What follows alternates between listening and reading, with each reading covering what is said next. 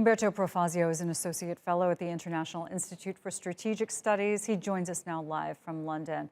Umberto, this is a country that was on the brink of holding a democratic election. At the 11th hour, they delayed it so that all sides could iron out their differences and make this ironclad. Do these latest developments just show that at its core, Libya is as divided as ever? Well, I think that this latest developments shows us that the history of Libya continues to be a history of tension between centrifugal forces, which are in place right now, and centripetal forces, the same ones that led to the establishment of the Government of National Unity. Obviously, that was a different international conjuncture, and right now, after the postponement of the elections and the appointment of a new prime minister by the House of Representatives today, we are seeing the centrifugal forces in actions again. At the same time, it's still a story of an history of the parallel lines that never met. And we've seen this parallelism today with the attempted assassination on the life of Prime Minister Abdulhamid Dbeibah, which is in parallel with what happened last year in the same month in February in 2021, when there was an attempt against the former Prime Minister, the former Minister of Interior, Fathi Bashagha, which has been which has been designated today by the House of Representatives. So is society as split in its loyalties as we see on the political level? Where does public opinion fall? Does anyone know? I think there is an interesting point to make about the fact that there is a need, and obviously the latest development shows that there is a need for a compromise, an historic compromise between rival factions. So obviously, you make peace between enemies, and so the fact that former enemies such as Bashagha and Haftar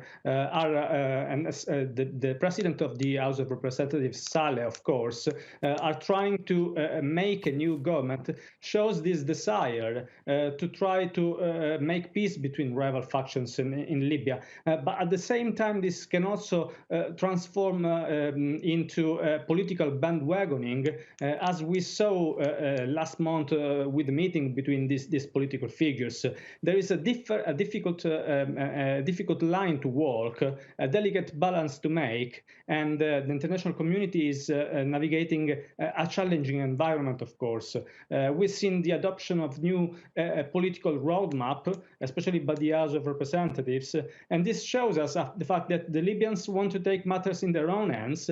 They want to be a sovereign nation and trying to establish their own path towards the unification of the country. At the same time, we saw a decline in the action of the international community, which the decline of the United Nations mission in Libya is a perfect example. Are people going to accept this new move, though, by the parliament to choose this interim prime minister? In that sense, are we getting closer to a democratic election in Libya or farther away?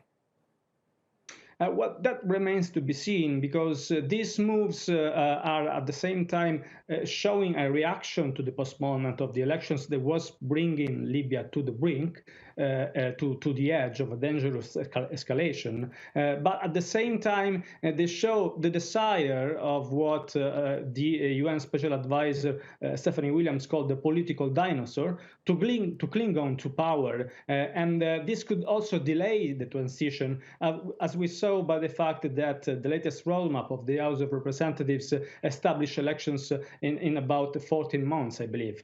So there is the need, of course, to resolve and to fix this institutional confusion and the establishment, the mushrooming of these institutions, avoiding the parallel institutions in the East and the West that could bring Libya to a partition. I think that the solution is probably trying to fix the constitutional framework, of course, right. Because right now we find ourselves in the middle of institutional chaos.